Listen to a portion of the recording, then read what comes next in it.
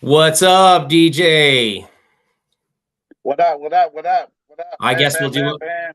we'll do what we do. Bike Life 5280 talk with the Bike Life surfer from the 5280 and DJ Seldom Seen, the Emperor of Bike Life. What's good, my man? Man, we've been having some good weather over here a little bit.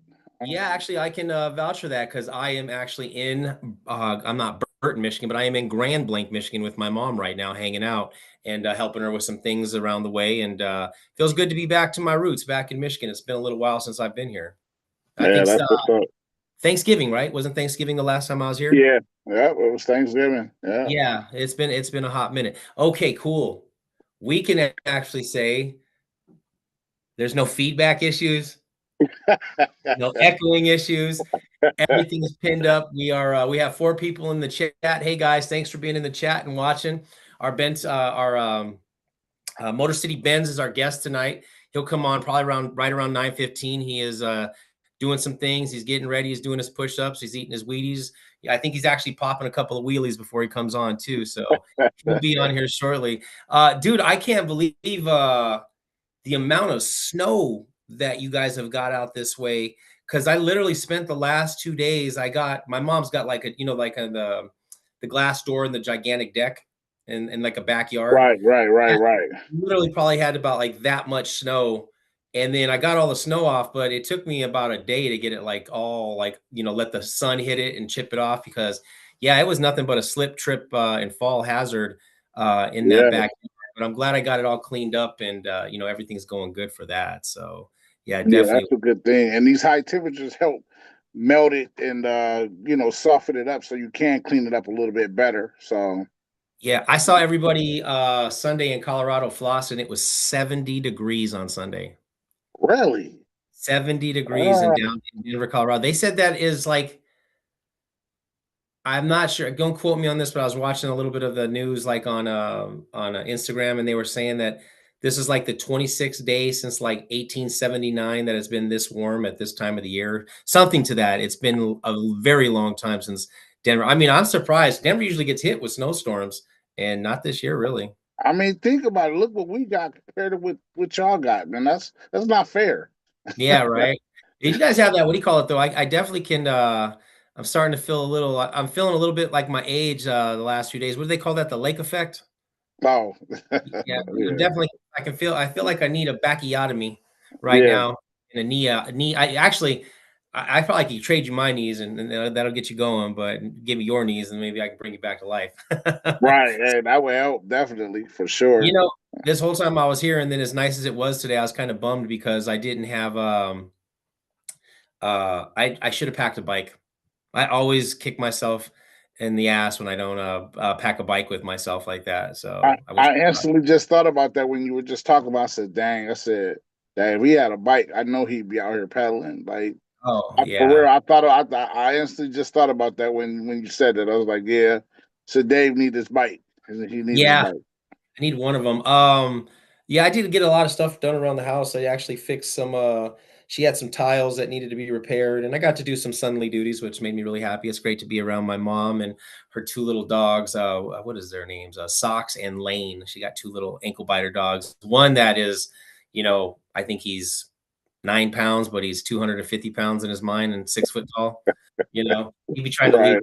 back. So my dogs, and right away when I pulled in, they knew exactly where we were at. They had a good time. So it's yeah. Well, yeah, they've I mean, they know my mom since they were 8 weeks old. So I mean, we have been gone for extended amount of time, but they know who grandma is with her fur puppies, her Right.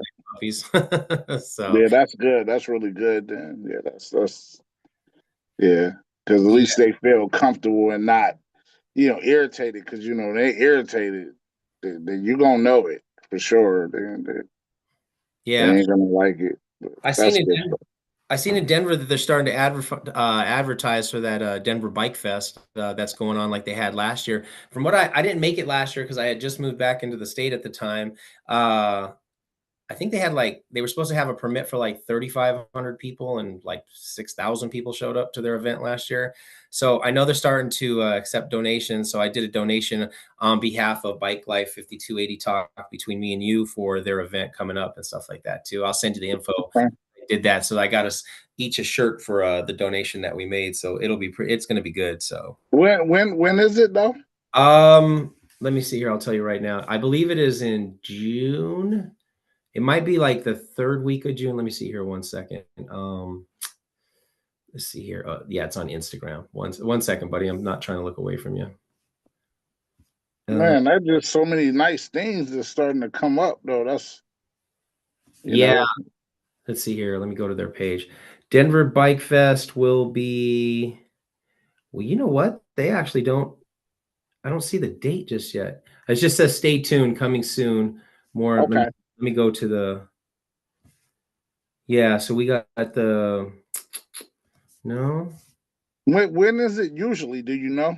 I think last year it was in June. I'm gonna look at their website real quick while we have it. It's just not showing right here, like the exact date. I think it's gonna be the 3rd week of June, right before Hardy's event, I believe.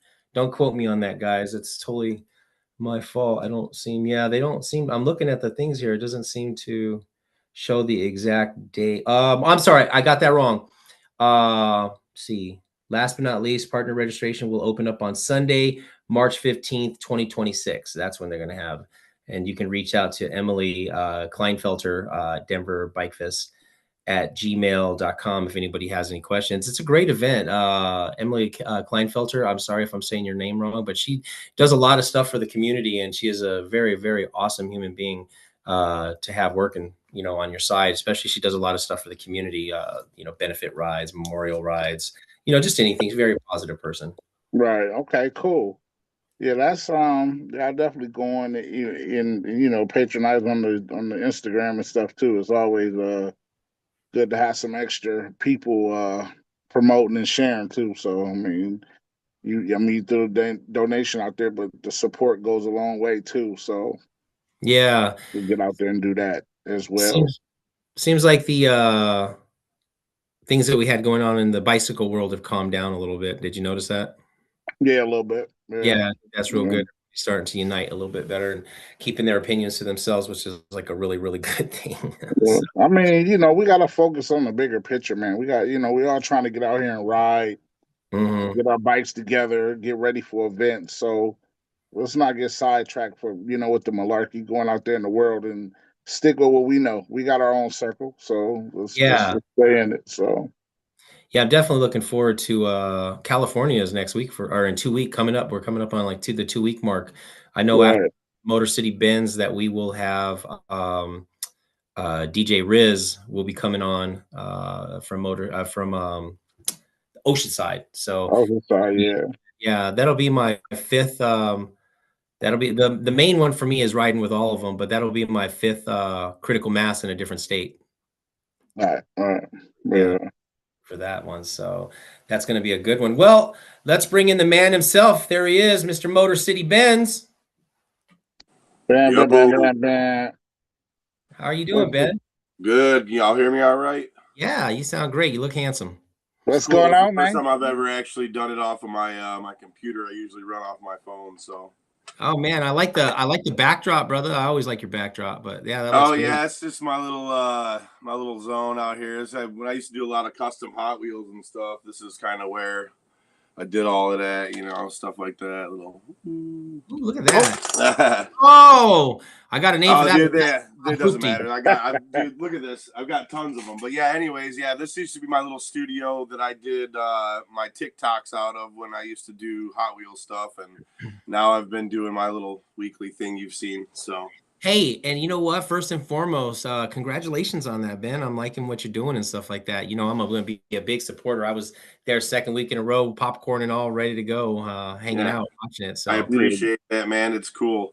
Just something fun for me to do. Like I said in both of them, people comment on my daily reels, which I'm sure we'll talk about, and I don't always get a chance to comment back and interact with people, and so this gives me an opportunity to interact with some of the folks that follow me out there and have joined along on my little journey. So definitely. Well, we're going to start this interview, and I know that DJ is a little more, I'm familiar with Ben, but you guys have a little bit more history than I do. So DJ, start it off, my man.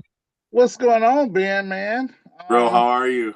Man, hanging in there, man. Just getting myself ready, man. Just physically and everything else to get ready to get out there so I can, enjoy it just like everybody else.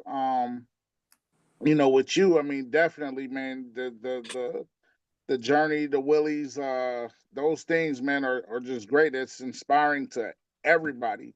Like where was the beginning for you with this? Was you a kid into this, or did you just come into it as an adult? Like, take us on this journey. Well, I mean, as a kid, I always rode bikes. I was never I never raced BMX. I never was a trick guy or anything that, we just always had BMX bikes as kids, ride around the neighborhood, trails, whatever. I always loved bikes. And I didn't ride for a lot of years. I was into motorcycles and stuff for a long time, and I've always been a car guy. And that took up a lot of my, 20s, 30s, whatever, or even early 40s. But in 2020, I moved from Denver, where I had been for almost 20 years, back to Michigan, back to Detroit. And it was a rough transition going from somewhere I had been for so long to coming back to Michigan when, the rough winters here. Right. And I just was real apprehensive about, what was going to go on. And it actually took me a couple years to get back into the swing of things, and fast forward to spring of 2022, I kind of got the bicycle itch again. I had a lowrider trike that had like air ride on it, and so you could set it down on the frame, and it was real cool. And I saw that they were having a bike show here in Detroit called Coupe Day, which they have every year. I know you're familiar with that. And so this would have been May 22nd, I believe, 2022. And I decided to go to the bike show. I saw it on Facebook. I didn't know anybody. I'd never been on a group ride, never anything like that. I owned bicycles, whatever. I had collected some like 80s freestyle bikes and stuff, but I never really rode them. They were just part of like my collection of stuff, just like kind of how Hot Wheels are or whatever. Right. But I went to Coupe Day and I pulled up, and not that it makes any difference, but, it was about 95% black folks, and I just really wasn't aware. I just knew it was a bike show, and I pulled up and saw so many fire bikes. Like, I mean, how they do it in the bike life scene, stretches with the lights. And I mean, there was like one with double wheels on the back, like a trike with double, I mean, just the coolest stuff ever. And I kind of did a little loop around, and I pulled up and I sat my three-wheeler down, and right away, a couple of guys were like, "Oh, shit," whatever. And it was, it happened to be Bo and Marcel from G-Mob. G-Mob. Those were the first two Detroit bike life people that I met. And they were just, I mean, welcome me right in, boom, boom, boom. And then I ended up meeting Rio, the light guy. He was one of the next people. But so long story short, I hung out. I saw a bunch of cool bikes. They said, "Hey, we're doing a group bike ride at 4:00. And I'm like, "Oh, well, I can't really ride the trike. It's more just like a show bike, So I ended up taking it home. I don't live too far from the city.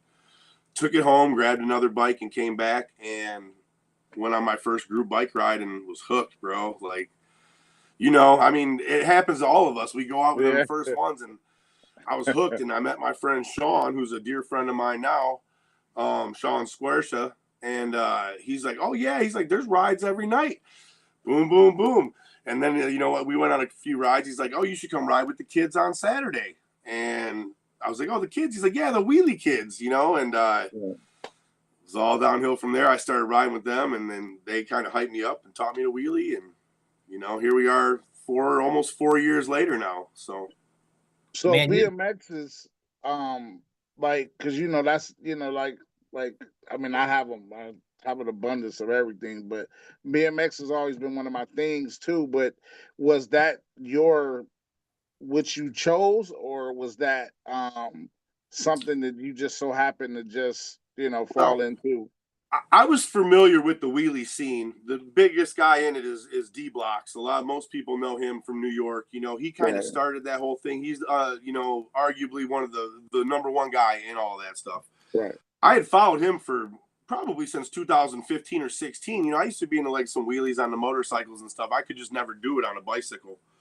And what got me back into, I started building clunkers, so basically old beach cruisers with BMX parts on them, you know, and I thought those were awesome, and I built a bunch of them, and that's what I rode for my first, you know, ride with the Coupe Day group, and I had a bunch of those, and then of course once I started riding with the kids, I bought a SE Bikes Big Ripper, and that's been my bike of choice. That's been my brand of choice ever since. So.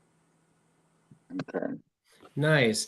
So how long did it take you in your 40s to get the wheelies down to where you're at now? Like, Well, I've been trying and I'm failing.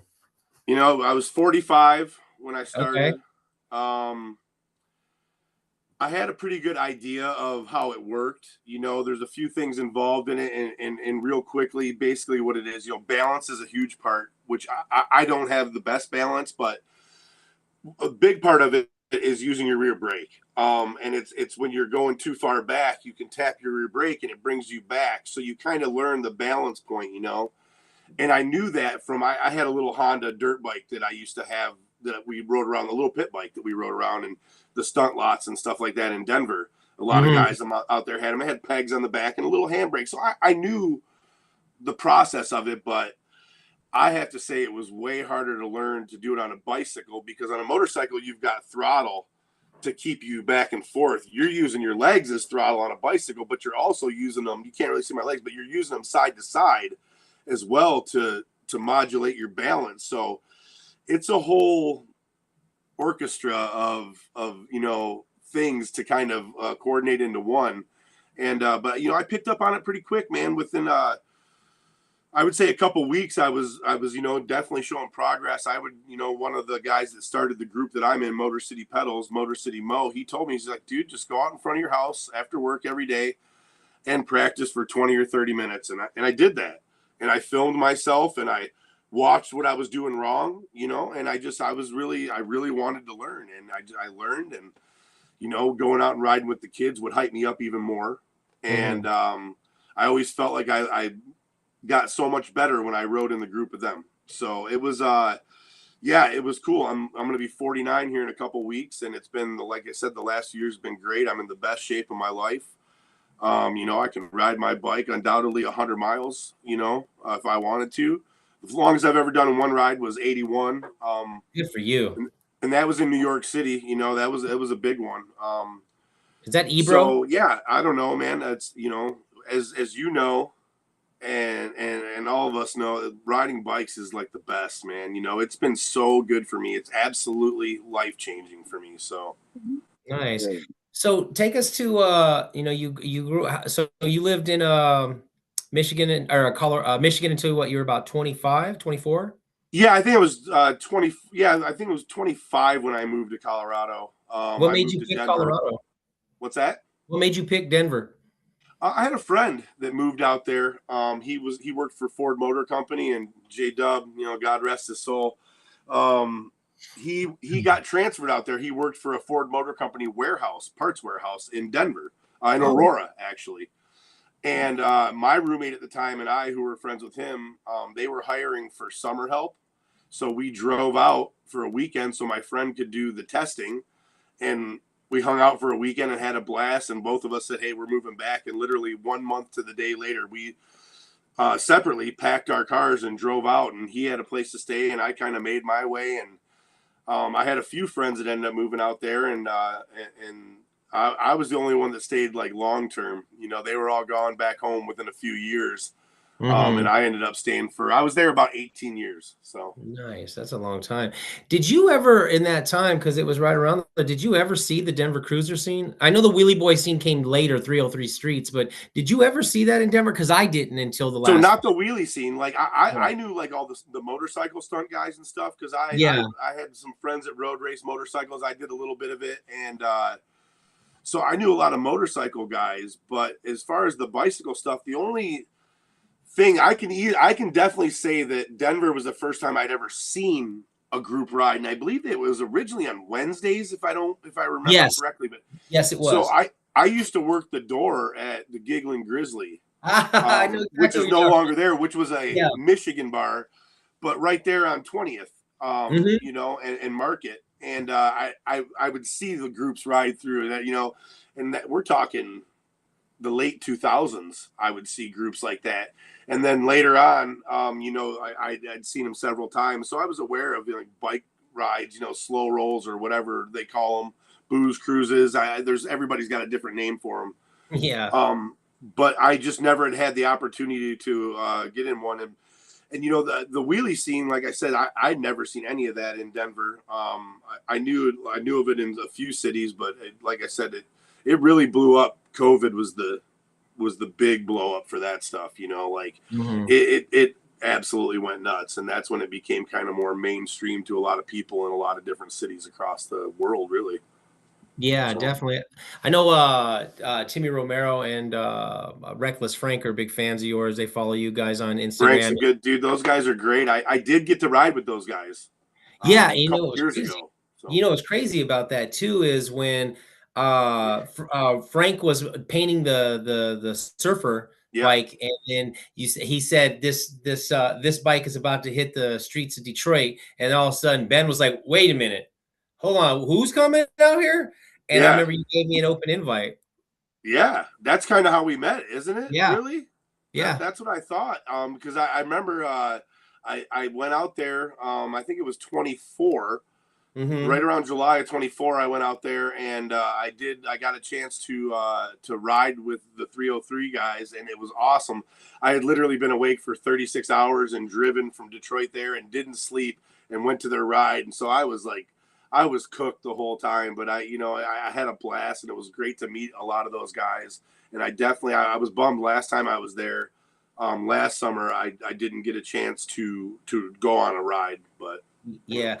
I remember I knew you were like such a time crunch. I remember waking up and seeing that you were in Denver, and you're like, I don't know, man. I'm loading up my car and I'm basically turning right around. And yeah, then when you tagged yourself, you were at Sloan's Lake and I was on 38th and Dover by the old Lutheran hospital. I was like, yeah, oh, I wish I yeah. could have seen the guy, but I understand it when you're on a time crunch, you're on a time crunch to And get dude, it. it's always hard when I go back to Denver because I have so many good friends and family basically there, you know, and I really try to squeeze in seeing everybody, you know. Mhm. So it can be a little tough, you know, in a time crunch, but I definitely plan on next time I go out there, I definitely am going to ride with those guys because as you've seen, that's been kind of my goal all last year, and then even more so this year is to travel as much as possible and get to ride in different cities and meet amazing people and just have a good time. So, Did you get to meet Chip from Dynamic when you were out there? The real big, tall rider?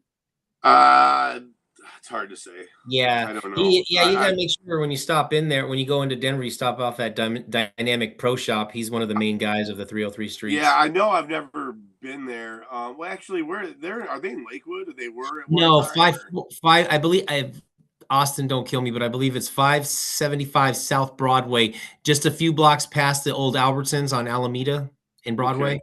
Do You know they what I'm do talking? scooter stuff too? Like, Yeah, he does the not like the scooters that me and you have, but the little two-wheeled ones that people be tricking yeah, on. no, that's how I know because they did used to have a shop. I believe originally when they opened, they were in Lakewood. Yeah, that's Um, where I know he lives at. Yeah, so I would Probably imagine. around 20, you know, the late 2010s or whatever. My ex-wife's son was big into the scooter stuff, and that's where we took him to Oh, always get his scooter parts and stuff. So I am familiar with Dynamic. Yeah. yeah, those guys are great. He's an awesome guy. He's actually Yeah, one of those. cool.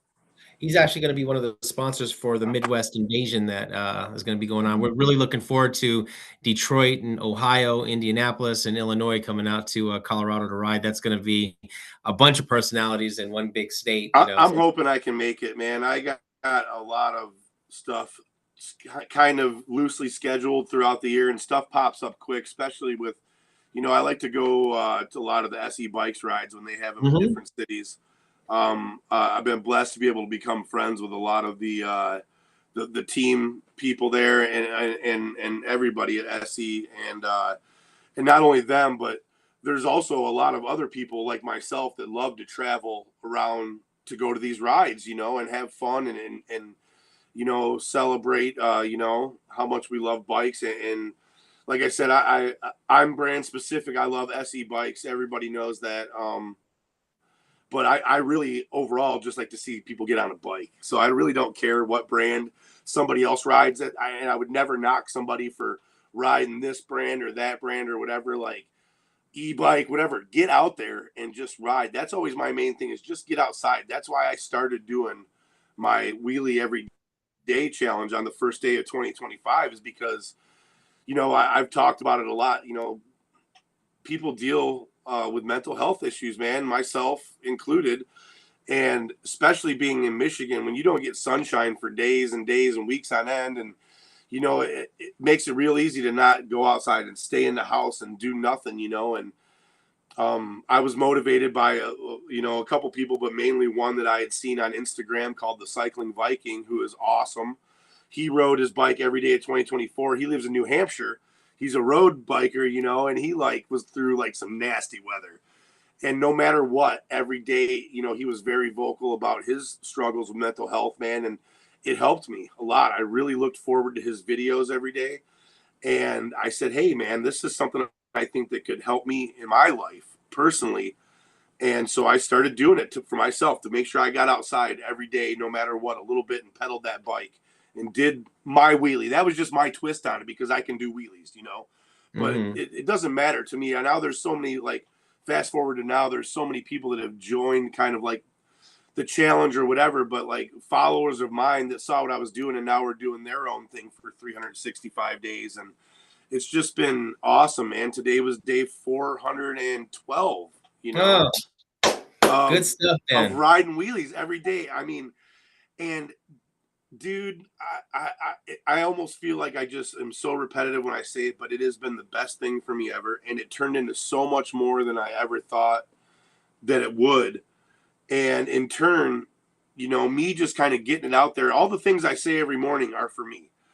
All the motivation and stuff that comes out of my mouth, I say that in those videos like I'm talking to myself, you know, along with everybody else. And to hear people, to have people come up to me in different cities all across the country and like, I love your videos, I've been following since this day or since the beginning or this and that, and you know, it motivates me or inspires me. Dude, it's humbling to the craziest degree. Like, I've never expected it, and it's been the most positive thing in my life, and that's why I don't think I'm ever going to stop unless something literally forces me to. So right, DJ. Okay, well, he pretty much he answered. That was going to be my question to ask, like the why, the willies, what was the reason behind you doing it every day? I mean, you kind of answered them all. I'm trying to figure out what you didn't answer, because you hit all points. And I mean, and that was a good response to say about, you know, you were saying it to yourself versus everyone else, because I was going to ask that question too. It was like, because some of those days you say some really great things. And I mean, I've had people follow you that don't even ride a bike at all. They just, you know, they were looking at, you know, what you were saying, the quotes. You got out every day and did it. So at this point, you're not taking a break from the Willies then, because you know, you mean you did them all 2025, so you just said, I'm gonna just keep it going. Is that how that works? man, you know, and you know, it sounds funny, but you know, I'm an older guy. I'm almost 49, and I try not to spend a ton of time on social media, you know, because it'll suck you in with you know, the scrolling and everything. And a couple times throughout like 25, I'm like, man, I would be mad. I was like, I don't want to do this wheelie anymore, man. You know, like because I pigeonholed myself in having to be on social media every day, and at least, you know, like do what I can to interact with people and stuff. And so it was kind of like a double-edged sword at the time. But you know, no matter what, even on those days where I felt like that, as soon as I got out and I hit my record button and like I started pedaling the bike, it all went away. And like my smile comes out, you know what I'm saying? And I just, it totally changes my whole attitude. It just, that's how powerful, just for me, getting out and getting on that bicycle and now being able to say, good morning, my friends. It's day whatever. Right. I think one of the days you did say that, like you didn't feel like Yeah. you didn't feel like coming out or something, but you end up saying something really great. I remember that day because it was like, a lot of people can relate to that, just not feeling like doing something or just sometimes can't get out the bed. So Yeah. I remember that you said you kind of even mentioned like you didn't really feel like coming out, but you was like, I'm out here. Um, it was kind of a gloomy day too on top of that, and it was a little moist out. Yep. But you definitely did it. Um, There's been more than one. That's for sure. Right. Well, like you said, when we're up there in age, we deal with so much in life in general. You know what I'm saying? When it's like so much is brought up into it, man. People have no clue of what you go through in the day. Like I said, just waking up, and like you said, mental health, Yep. things that's going on you personally, and it's not always for, like you said, it's not for social media a lot of times, and Mm-mm. sometimes you just have to pick yourself up and go. And like I said, that's what kind of made you. I think that's what started making you be popular amongst everybody versus just a BMXer or somebody's doing a wheelie. It was like I said, it was a lot of people that just picked up on what you said, and they were like, "Man, this guy is, it's inspiration because they look at like for one, you're going out doing a wheelie, and then you're telling us something." Not knowing you're speaking to yourself, but you're telling it to us Yeah. too. So, you know what I'm saying? So it was, And that's definitely inspiring for sure. it's just a big part of what I've been going through later on in my life of just like, kind of trying to figure out who I am as an adult and what kind of person I want to be for the rest of my life. And Right. so that's the other edge of what you said, about like you never know how somebody's feeling on any given day, no matter who it is. So that's the other thing I always say is like, just do a little something nice for somebody, smile at them, hold the door, make a joke, in the grocery line or something, just have positive interactions with people because that can really change it. I've had it happen to me. I've had stuff like that turn my whole day around, you know. Right. And so it just goes to show the power of being a good human. Like I Yeah. say every day, just be a good human.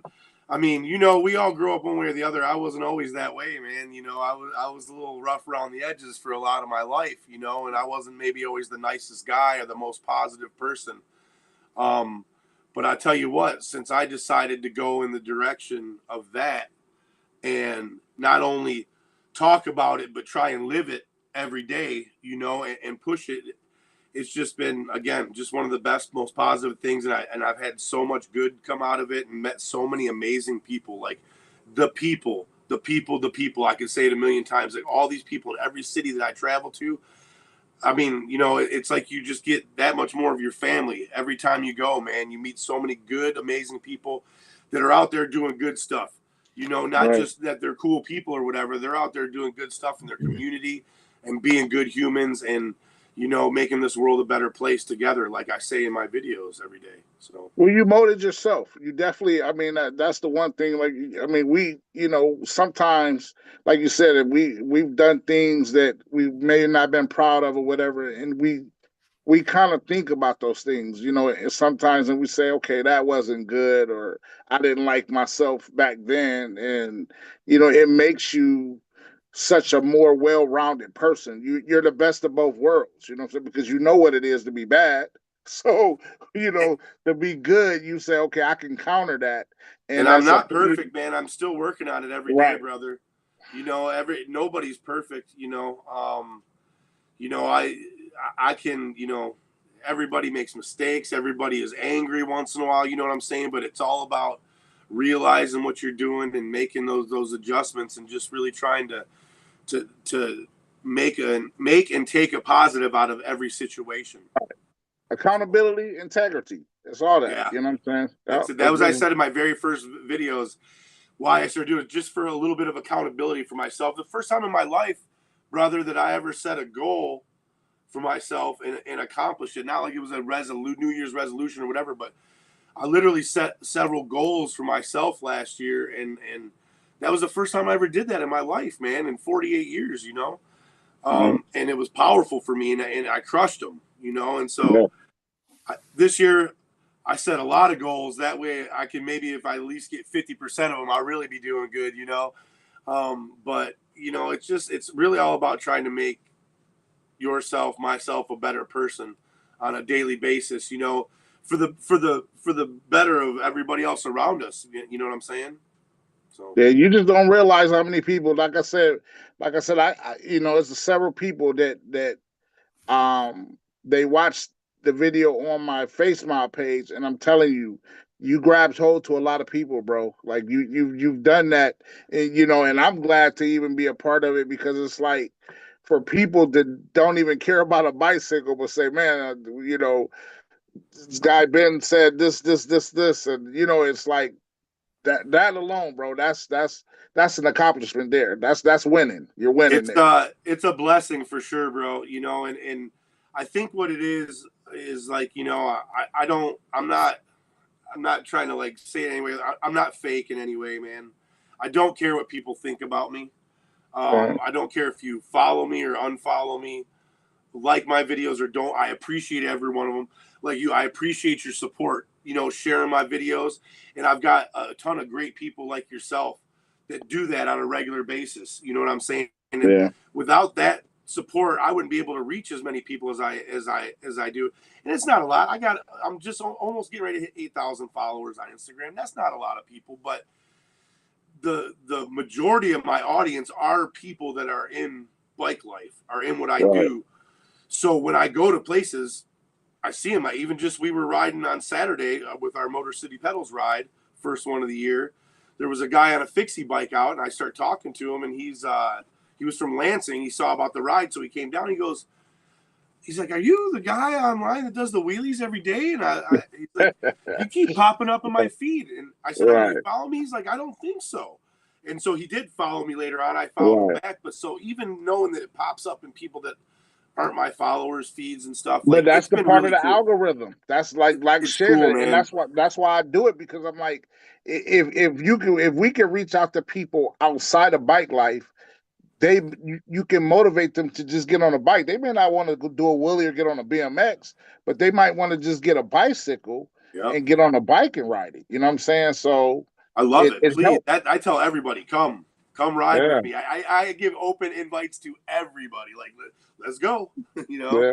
Yeah, I'll be there this coming Saturday, weather permitting. If we have good weather, I'm coming down. It I'm just keeps gonna have kind of to. changing. It's looking like it's going to be pretty good, you I know. packed for it. I packed some compression pants and stuff like that. I'm going to reach out to Chris Williams from Hotspot Rollers, see if I can borrow a bike.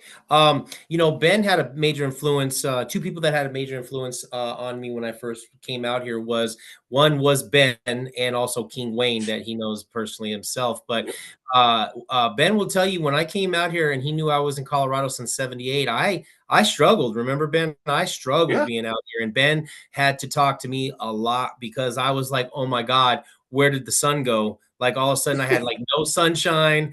I couldn't ride. And, you know, and I was into like year 2 of riding at the time. And Ben was just like, you know, it's going to be all right. You just, you know, you're going to make it through this and stuff like that. Please come down on Saturdays. We ride all the time. And I will say this, you know, though my roots are from Colorado and I started in Colorado bike life, I definitely have to give the Michiganders the edge on riding year round, because I've seen you guys ride in some shit together. You and Rico and the rest of the cats and Donnie and all them dudes. You guys do it. You guys put it in. And King Wayne is always like, you know, always talks highly of you and stuff like that. The things. So, you know, one thing I wanted to touch on is tell me the gifting of the bikes that I've seen you do in the past. How does that work for kids? So, you know, I when I first started riding with Motor City Pedals that year, 2022, it was crazy. But I think 3 of us from Motor City Pedals won bicycles off of Instagram from Thruster, the company. Oh, wow. Thruster. Mm-hmm. We like entered an Instagram giveaway. It was like one, Nick won one, somebody else won one, and then I won one. And those guys had given them away because they had bikes. And so when I won it, I was like, sweet, I'm going to give this bike away. And so I did, you know, that was the first time I given a bike away. And it was one of our kids that had rode with us that, you know, was a Detroit kid and had a crappy bike, but he was still out all the time. And so I gave him the bike, you know, and that was awesome. And it kind of snowballed from there. I started doing a Santa BENZZ thing before that every year, Christmas. Like I would get, you know, raise some money and like get some gifts for a family or whatever. But then when I got into bicycles, I won that bike. I'm like, oh, this is great. I can continue to do this. And it snowballed. And then, I bought a couple bikes and gave them away. And like donations were given to me. I've literally had people say, hey, what's your address? And then a new SE bike shows up on my door. Hey, give that to a kid, Oh, nice.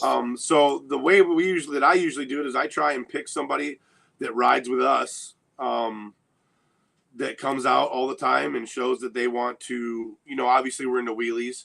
It's not like they have to wheel, but the shows they either want to learn or they're trying to get better at it, and they just deserve a better bike.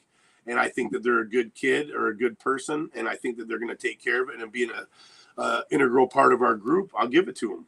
Nice. I like that. And then also I've been blessed to get other donations and stuff where I'll just go buy 3, 4, 5 little kids bikes from Walmart or something, little girls, little boys bikes, kind of all ranges, and I'll give them out here and there on my local city or local area Facebook group. I see somebody looking for a cheap bike for their kid or something, I'll give them a bike, man. I've given them to friends' kids and friends of friends and people, just whoever, man.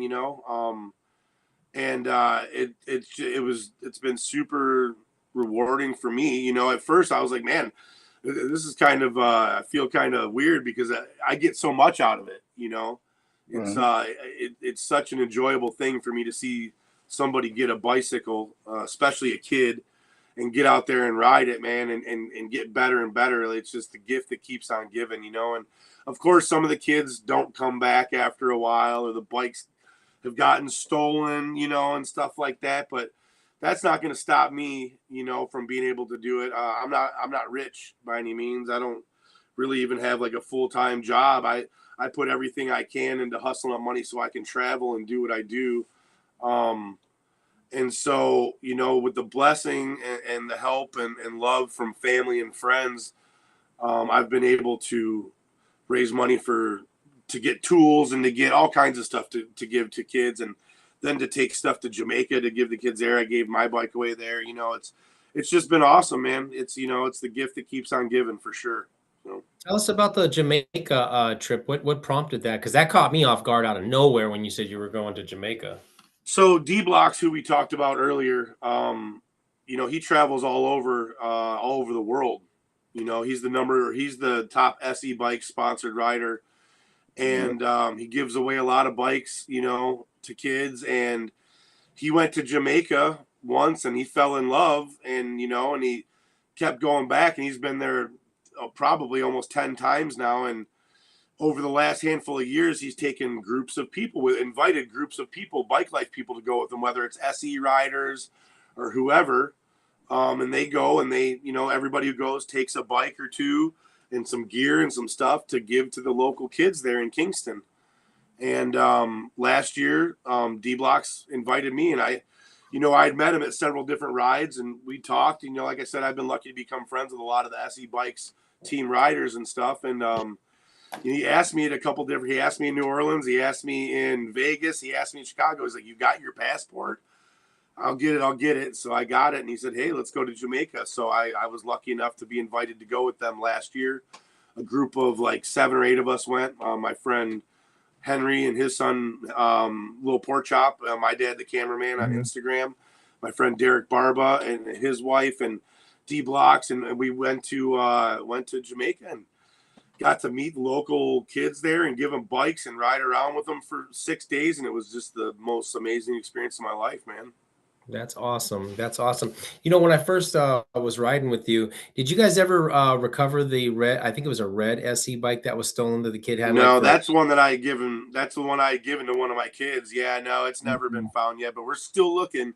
We still got our eyes open. I'm out on the east side of Detroit every day. That's the new Volkswagen shop I've been working at, is out there, and so I cut through the city every day, and I always got my eyes open looking for that bike. But yeah, hey, so tell me about I know you have been everywhere, Ben. You travel just like I travel, and I know your boys Sway and all those cats and stuff too. Tell me about one of your most memorable pop-up rides or shenanigans that y'all got into that just will hit close to home every time that you guys got into? There's got to be one. It doesn't have to be the SE ride out or OBC or any of those. No, the most memorable, I would say, for me is the very first MLK. So every year in Miami, for Martin Luther King, that weekend, the holiday, which is usually like the second or third weekend of January, I believe, second weekend of January, maybe third.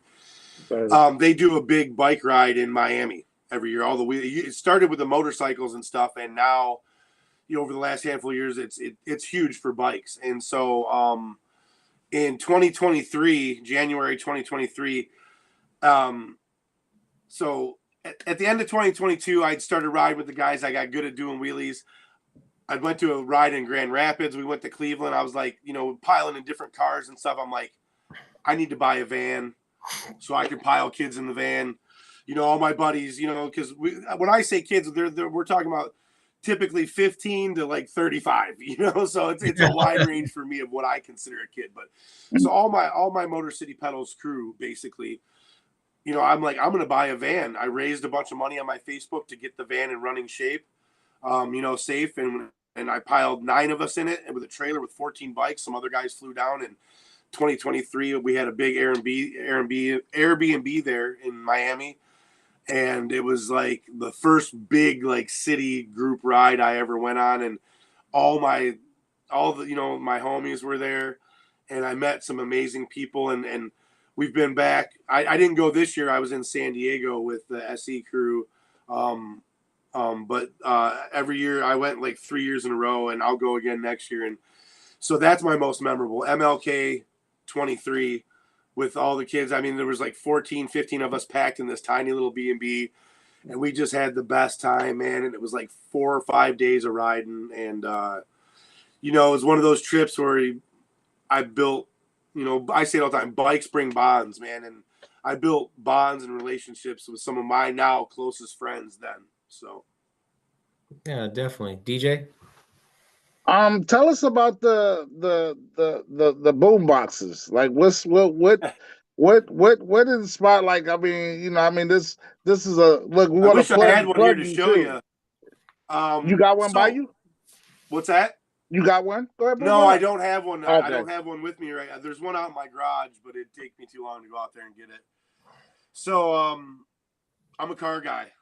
I love Volkswagens. If I'm not wearing bicycle stuff, SE, whatever stuff I like, I'm wearing Volkswagen stuff, because almost just as much as I love riding bikes, I love cars. And the two cultures are very intertwined. I know a lot of Volkswagen guys, including one of the biggest ones, Damon, out in California. My friend Damon, SE bikes. He's got the SE bikes bus, Volkswagen bus, and it just, cars and bikes. That bikes are our first form of transportation as young men, as kids, our first sense of independence and freedom, and that translates to cars. And, when you're a kid, you want to hop your bike up and, make it look cool or whatever. And the same thing you want to do to your car. And so for me, that, and the fact that the Volkswagen community is awesome. So long story short, I got one of my old Volkswagens back last year, started going to car shows again. I saw a guy with a sweet Bug, and I was walking around it, and he had a roof rack with like an old cooler and some luggage on it. And I could hear the music playing when I walked around the other side. It had speakers and stuff in the suitcase, and it had like a car radio in the suitcase and stuff. So it was a little different than what I built, but that was the spark. And then I built one for myself, and then I built another one for myself. And then people saw them, were like, "Oh, I want one of those." And so that's how BENZZ boxes was born. And I've cranked out a bunch. I think I've sold like 15 of them, but I'm kind of like on hiatus, man. It's been so cold here. I got my garage is all set up with my workshop and everything, and it's just I've been unmotivated to get out there and build some more. Right. But I'm going to. I got to get them done. I'm going to build a bunch for bike and car show season, because I've had both people buy them from me, car people, and a bunch of bike people have bought them from me. Yeah, they look amazing. So, yeah, I actually want to build a trike, because I love trikes. I want to build another one with one of my suitcase boom boxes on the back that I could take on and off. Well, I got a trike you can use to build it on because I need something. So well, listen, man, let's work something out. Will you just message me, whatever? But like, I've got some bigger suitcases that are perfect for the width behind it. But yeah, that BENZZ boxes is cool. The other thing is too, man, is like I said, I'm in a unique position, and I've kind of tailored my life to have low overhead. I don't have any kids of my own. I'm not married. I don't have like a house payment or a car payment or rent or anything like that. So I'm able to not necessarily have a full-time job and kind of just hustle and do my thing. And, you know, whether it's flipping cars or bikes or building boom boxes or, you know, going to work and doing something like right now, for the last few months, I've been working at a vintage Volkswagen shop with some of my friends. And, you know, that's allowed me to, you know, make enough money to travel and stuff. But the boom boxes for me have been awesome because they've funded a bunch of my trips, man. And they're great. They sound good. They look cool, you know, so. Yeah, I saw that I think Ryan Page got one from you, didn't he? From Road Rage? 2. Oh, he got 2 of them. He's one of my return. He's not the only one, but he's one of my return customers. So I think I've had 3 repeat customers. They love them, man. They're cheap. They're awesome. They're cooler than a regular Bluetooth speaker. You know, they got a little style. They're a little goofy like me, so that's kind of cool. You know what? When I come back out here again, I need to bring that green rad bike with me because I have that rear rack, and I'd like to get one fitted for my bike. Well, you know what I'm saying? Because the sky's the limit with those, man. I tell everybody it doesn't have to be a suitcase. You know, if we can do something, I can make a speaker out of a lot of things, man. Okay. So I'm up for a challenge. You know, especially when it comes to bikes and stuff like that. You know, I've got a buddy who's a really good woodworker. And I'd love to get like him to do some really like custom nice wood piece that I can install some speakers in and stuff, you know, with all the routed edges and stained and stuff like that. But the possibilities are endless when it comes to making Bluetooth boom boxes. I tell you what, man, you know, me being familiar with the Detroit bike or Michigan bike scene in general in the last 2 years, I've said this a million times and I'll say it again. The level of creativity that the Midwest has altogether, just not Detroit, just not Ohio. I mean, all of you guys all together. Nothing ever seems to surprise me when I go out on a bike ride in the Midwest. It's just always something. I mean, I was cracking up when dude had a system with the Barbie car on a cruiser bike. Yeah. I was like, that dude's YouTube. That dude's internet famous, man. Right. Yeah. You know he is. He's got the Escalade. He's got all with the Lambo doors. That guy is YouTube famous, man. Internet famous. He's always cruising around out there, you know, on his homemade bikes, and they're cool, man. And that's what I love about bikes is like it's every kind of person from every walk of life. With I mean, some of the most creative people, and again, Midwest, whatever. But like, I mean, some of the stuff I saw in New Orleans, in Houston. Oh, in Houston, you know they show out. You know how they love their cars. Is that you should see what they do with their bikes. It's crazy. San Diego, when I was just there, the amount of custom and like high end stuff there is like just unbelievable. And it's just I love the fact that, you know, so many people can come together with different styles of bikes and different lifestyles or whatever, but it literally is all because of the bike and because of the love of the bike, you know? Out of all the SC writers and writers in general within the communities, who's your most respected writer that you admire? Man, you know, let me say this. The SE Bikes team and company as a whole, I think the reason I like them so much is because of how they treat everybody and what their status is in the bike life, you know, especially the big wheelie community, whatever. You know, they're not that the other companies don't make good other brands don't make good bikes and stuff, but what I'm saying is like I know that like at all the big rides that I've went to where it's been an SE sponsored ride and there's team riders there or whatever, those guys go out of their way to talk to everybody, to take pictures, to sign, to just whatever, to be a part of whatever it is in every city that I go to. I've never seen one of them shun somebody away or something like that, you know. And so people can say what they want about, you know, when you're number one in anything, you're gonna get hate, you're gonna get whatever. There's gonna be people that don't like you just because they like other brands' bikes better or whatever. But for me as a whole, I'm big on supporting people and companies who support what I love, and that's bike life. And so as a whole, I think the SE Bikes team, the team riders, I've met pretty much all of them, and I've become good friends with a good handful of them.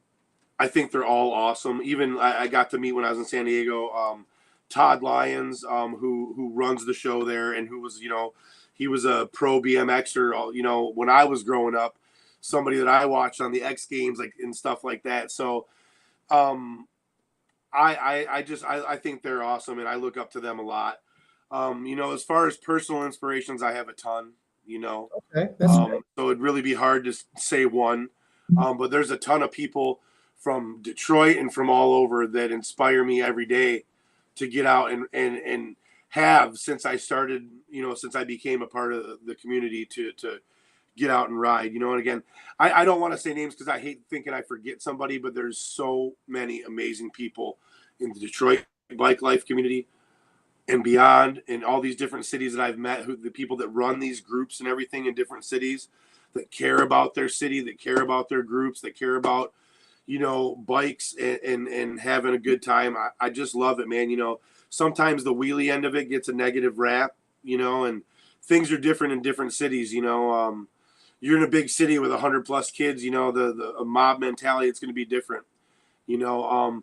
But I always try and teach my kids here in Detroit to respect the city, respect the people in it, respect the police, respect themselves, respect us who put the rides on, and to try and get out, not to be a place for them to come and be bad kids and be running wild in the streets. Yeah, we're out messing up traffic and doing wheelies and stuff, but they could be doing a lot worse. And I think, you know, I think it's a healthy outlet for a lot of kids that could be, like I said, doing worse stuff. So I love it, man. It's bikes in general, bike life in general has inspired me beyond words.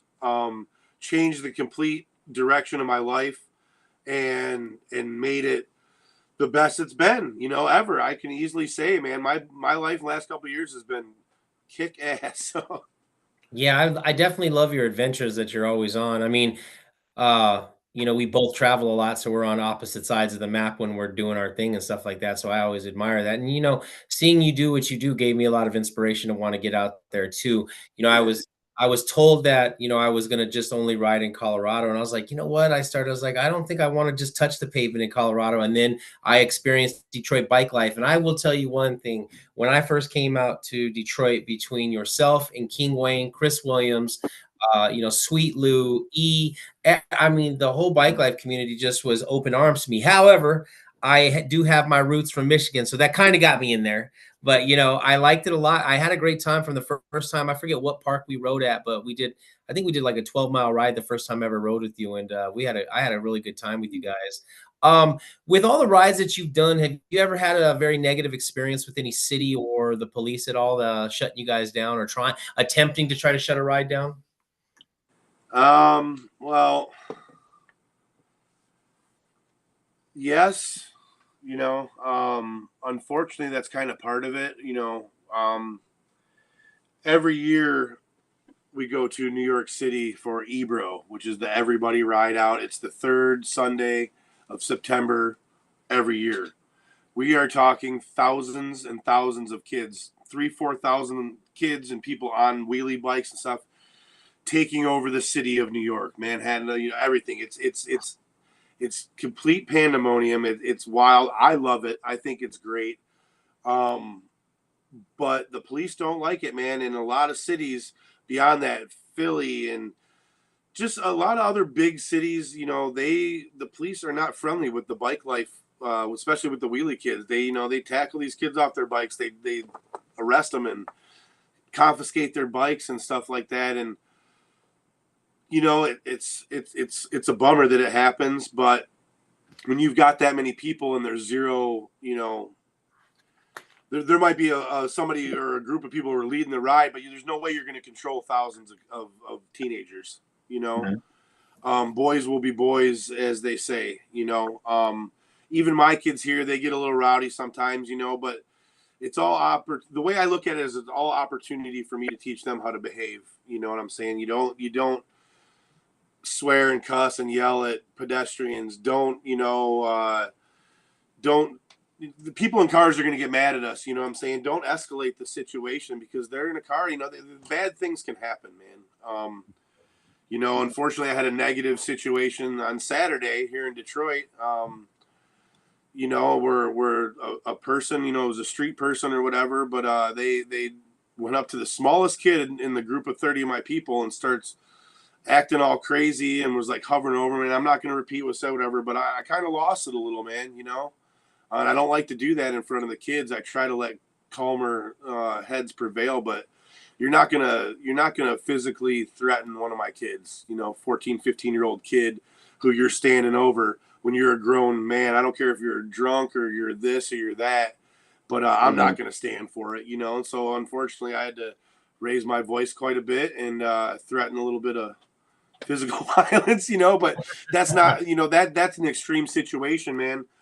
Because I'm very protective of my kids, you know, and all my people that come to my rides. I don't care who you are. You're one of the ladies that comes out or whatever. You know, I'm not going to let somebody mess with you. That's just my that's me as a protector. That's how I am. That's just the type of person I am. So there is and can be negative things that happen, whether it's with the police or whether it's with people out there, you know. Unfortunately, it's kind of part of the game that we play in our end of bike life. You know, your guys, the cruising end, you know, slow roll or soul roll type stuff, or just, you know, like the chill rides, party rides, they don't really get that end of it. And unfortunately we do a little bit, but you know what, we just kind of take it in stride and keep on going, man. You know, not everybody can be, you know, perfect all the time. So somebody's got to bend the rules here and there. Boys will be boys, as you said. DJ, go ahead, take it away. Nah, he pretty much everything that he's saying. I mean, I'm like, man, he's covering it all. Like, great. Sorry, man. I just, you know, I've been blessed to be able to talk a lot about what I do over the last handful of months. Like when I go to different cities and stuff, you know, people come up to me. I get to talk to people, so I've kind of got the whole. It's kind of habit form. It's habit form. It's routine. And I get it. Yeah, it's the same here too. So yeah, but no, you have. I mean, it's like soon I'll be ready to ask. I'm like, oh yeah, and then you got it. This is why I started my blah blah bikes little live Instagram live thing, because I can and will talk at length about most things. So. Your transition, the way you transition when you talk is great. I mean, you flow real well every time you speak. Very, very, very good. Man, I was blessed. I was blessed with the gift of gab, dude. You know, and then being a sleazy used car salesman for a lot of years, that helps too. Massa Auto Con, 1475's West Colfax. All right, I don't know if that's the right address, but you know. So, but you know, at this point in my life, I'm happy because I can use it to put out a positive message, you know, and reach out to people who may, you know, I may have a lot in common with or may not, but you know, a lot, like I said, man, especially on the mental health tip, you know, I'll say it again, bikes have been the best medicine I've ever had in my life. Keep me out of trouble, mental health wise and physically, you know. I'm the best shape of my life, dude. I'm gonna be 49 in a couple weeks. Damn, so I turned 50 in May, so I'm right there with you. Blessings all around, man. Life is good. I'm starting to get to that point where I'm saying I'm a man of a certain age. You know, so hey, well, all I can do is welcome y'all to the club. Right. Do you think you're gonna do OBC this year, Ben? I'd like to. I'm really bad with dates. I know it's like, isn't it in May or is it in April? April 8th through the 13th. So it's coming up in a couple months. Yeah. So I don't know. I think I'm not committed, but I think I'm committing myself to going to Austin for like that weekend. Well, no, maybe it's the 18th. Maybe it's the weekend after that. 420 weekend. I think 420 is actually on a Monday or something like that. But yeah, it is. Yeah. that weekend, they're having a big ride in Austin. It's my friend Lil Pork Chop. He's an awesome rider from Houston. It's his birthday celebration. They're gonna be out there, and I know that a bunch of the SE Bikes guys are gonna be out there. So they're awesome, man. They kind of like hit me to the rides here and there, so I can kind of plan ahead and try and figure out whether I'm gonna fly and if I got to borrow a bike or if I can save up enough dough to rent a car and just cruise down because I prefer to drive. So. Yeah, I love watching Little Pork Chop's content He's the online. best, man. And him and his dad Yeah. are they're just another example of two amazing bike life people. Like when they were having the SE ride in Houston, I messaged my dad, the cameraman, that's his dad, Henry, and I said, hey, well, what's up with the ride, this and that? Do you think I could borrow a bike so I could fly down there? And he's like, yeah. He's like, absolutely. He's like, you need a couch to crash on, whatever. It was just hospitality plus, man. And they're just awesome people. So. Well, that's cool. That's cool. But yeah, I think Austin, there's a ride in Tulsa I want to try and get to this year. I want to go to Jamaica again this year if I can. And probably a bunch more in between and all the car show stuff I'm trying to do in between. So it's crazy. I'm going to be busy, man. Nice. Oh, you're getting a shout out from Worldwide Exotic BMX. Javier Rodriguez in Miami, Florida is telling you many blessings. I'm not sure. Yeah, he's cool. He makes some really awesome custom bikes. I started following him through my friend Drew, but he does bullies, dogs, and stuff like that. He's big into that, but he also does some really awesome like BMX. He's got like custom show build BMX, with the all custom bars. I mean, just cool stuff, man. That's what's up. Cool. I love the Miami people too, man. I like I said, we got a lot of friends down there, our Motor City Pedals group, and I got fam down there for sure, man. I love going there to ride. It's one of the best places to ride. Yeah, I'm planning to link up with Javier in August to ride out there in Miami and stuff like that. So yeah, I've been talking to him more and more, and he's helping me do some things. There's going to be there's a new surfer bike build that's coming here real soon between Black Cat Customs, Chris Carling in Chicago from the Classic Cruisers, and Worldwide Exotic BMX is helping build it. You want a sneak peek of something that nobody's seen yet? Yeah, absolutely. Please, Ben. Yeah. Hold on. Okay. All right. Let's see what it say. Good job, Ruby.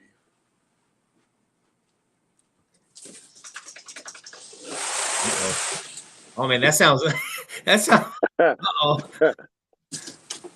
Hey DJ, much love to you. It's Frankenstein. Uh-oh. Let's see. I'll pull it out of the box. Hold on. Oh shit! Is it new bike day? This just got here today. It came while I was at work. Special delivery from Stockton, California, courtesy of my friend Damon. But yeah, and SE Bikes. We didn't really talk about that. Oh, SE Bikes gave me a brand new Fast Ripper. Nice. This is the sample bike. This bike is one of one. Like I said, it's their sample bike, and they were awesome enough to give that to me in front of about 1,000 people in San Diego a few weeks ago, man, and surprised the hell out of me and made me cry in front of a lot of people because it was awesome. And they treated me like gold, man. Like I said, I'm super thankful. So yeah, they gave this bike to me and it just got here today. That was the first I pulled it out of the box right there. What was the other? What were you riding prior to this? I mean, because of like Saturday you were riding. What were you riding then? So I like the Fast Ripper is what I like. The SE Bikes Fast Ripper, which is the 29-inch 10-speed.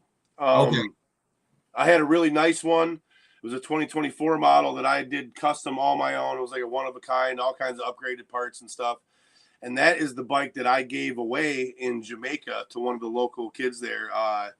Happy is his name, CSM Happy on Instagram. He's an awesome rider and a super cool kid and one of the leader of the bike life there, of the kids. I think he's he's like about 19 years old or something like that. But so again, D Blocks, who invited me out there, in all his trips total, I think he's given away over 50 bikes to the kids of Jamaica. And so they love them there. But yeah, so I gave my Fast Ripper away there. And when I came back, again, I don't have a lot of dough. So I borrowed a bike from a friend of mine, Eric, and that's what I've basically been riding ever since. And so it's a big Flyer HD that was converted to have gears on it like a Fast Ripper, kind of a little custom bike. And luckily, you know, when I knew I was getting this brand new bike, I'm like, man, it's still wintertime. I don't want to ride this thing in the snow. And that other bike, you know, I put a beating on it. I didn't want to give it back to him after 6 months of heavy use. So I worked out a deal with him on a trade on another project bike I had and some cash. So that's like my everyday rider is right now is what I call, or what we call, the Big Fasty, which is a big Flyer HD, which originally came single speed, converted to a 10 speed. So Nice. And this is a Fast Ripper, and that's going to be my baby. And then I've actually got another bike that was one of my older bikes, a Monster Quad, that I'm working on doing as well. It's a custom. It's all been powder coated and painted, but it's got a long ways to go. I got to get a lot of parts for it. So. Hey, Ben, so I watch a lot of your, I'm constantly watching your content. You're somebody I follow on a regular. What is the old bike that you have on the wall? What is that? Oh yeah, that's so that is, I told you I got back into this because of the clunkers. Yeah. The beach cruiser style bike with the BMX parts. So that is that one is a 1965 Schwinn Typhoon. With Nice. 29-inch bottom A fork on it. So those are 26-inch bikes. But with a little finesse, you can actually fit 29-inch wheels on those with a 29-inch fork, a little bit of finesse in the back. So that's just going to be a single speed clunker style beach cruiser BMX bike that I'm building. I've got some of the parts. It's kind of a project, Eventually, it'll be something I pull. I want to have a trailer to pull behind my Volkswagen with my bikes and stuff, and it'll be like one I take to shows with me or something like that. I kind of might do it to match my yellow Volkswagen. Oh, So that would be. It's a project bike. Yeah, okay, that's cool. Yeah, I just recently I've seen people like yourself, and then of course, I'm a big fan of Worldwide Exotic BMX, and he's got the fit. I saw it online that he had a 53 Schwinn bike that he built, and I just happened to look in Marketplace in Denver, and it's another rider that is familiar with the cruiser scene in Denver, an older cat, and I ended up scoring a 53 Chicago Schwinn frame for $60. Cool. So Nice. yeah, I'm looking forward to building my first clunker. And my inspiration with the clunker is I've been to Phoenix a couple of times, as you know, and when I went out the last time for Halloween, I got to do the critical mass out there. So Friday night, Sergio Castillo from the Coyotes brought me his 53, and then my clubmate from Los Riders the next day on Saturday brought me his clunker. So I had a totally clunked out weekend. So ever since then, I'm like, I just want to add it. I just think you can never have enough bicycles, but they do take up too much room sometimes. I mean, I'm glad I'm single right now because I know she wouldn't. When I was with my last girlfriend, there was like no bikes allowed in the house because I think at one point we had like 16 in the house, and she was just losing her shit constantly. So right now, I get away with some stuff. Yeah, now that's the cool thing about the clunkers too, is you can build one pretty cheap and have an actually really cool bike, man. So yeah, Javier's saying that he has 3 of them and he's got them all 29s modified. How do you since you're more familiar with it, how do you modify it to make it a 29? Well, so like mine, I've got it's called a bottom A fork. That's the brand or whatever. They're a little expensive. They're about a $300 or $400 fork actually. But 29-inch fork, BMX stem and bars, and in the back, depending on what wheels you're using, you may have to spread spread it a little bit. And then you can fit a 29 with a real small, like a stretch, like a 700C tire or something. A lot of guys run the real small, skinny tires. Mm-hmm. Or you can cut the little brake bridge or whatever it is that's there, and you can cut that and move it up and weld it so you can fit it's not too hard there's a real nice way to do it, and there's a way where you probably could just grind some stuff and make it fit and do it, you know what I'm saying? But it's really not that bad. Definitely. DJ, you got anything else? No, I want to see that bike more. Now I'm ready. I'm ready to see that red. I see that red popping on it. I'm Oh excited. yeah, man. Well, depends on how motivated. I probably won't get tonight. It's already past my bedtime here.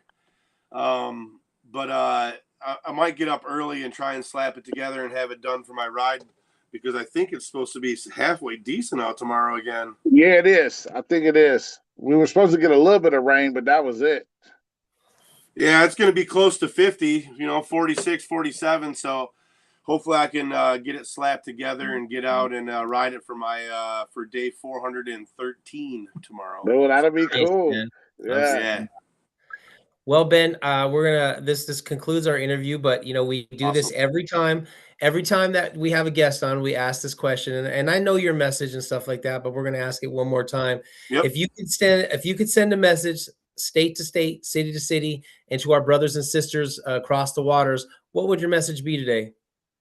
Well, just like I say in my videos every day, get out there, treat each other right, treat yourself right, be a good human, and let's try and make this world a better place together. Like, it's all it takes is one more person doing it. You know what I'm saying? One more person just being good, spreading positivity and love and just being there for your fellow man. It's not always easy, but it is the right thing to do, and I promise that it'll come back to you.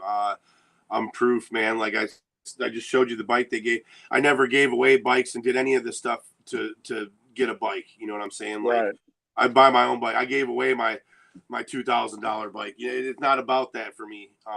It's about being a good human, making other people feel good, making yourself feel good, and like I said, ultimately just making this world a better place together. Because as we all know, it's effed up out there, man. Like, this world is crazier and crazier every day with people from this side and people from this side fighting each other, when all we really need to do is be together, show a little bit of unity, a little bit of love, and Exactly. a little bit of understanding of each other, and hopefully we can make a change, man, because we need it. But I see it on a daily basis, man. I'm proof of it. It can happen. People can completely change their outlook, and sometimes it just, like I said, it just takes the littlest thing. So thank you guys so much for having me on here. I really appreciate it. Well, that concludes our episode. Ben, don't hang up just yet. We're going to talk to you just for a few more minutes afterwards. Cool. Hey, my name is David Flores. I'm the Bike Life Surfer from 5280 with my co-host, the Emperor of Bike Life, DJ Seldom Seen. And thank you for our guest, Motor City BENZZ. Thank you, everybody. Go. Peace.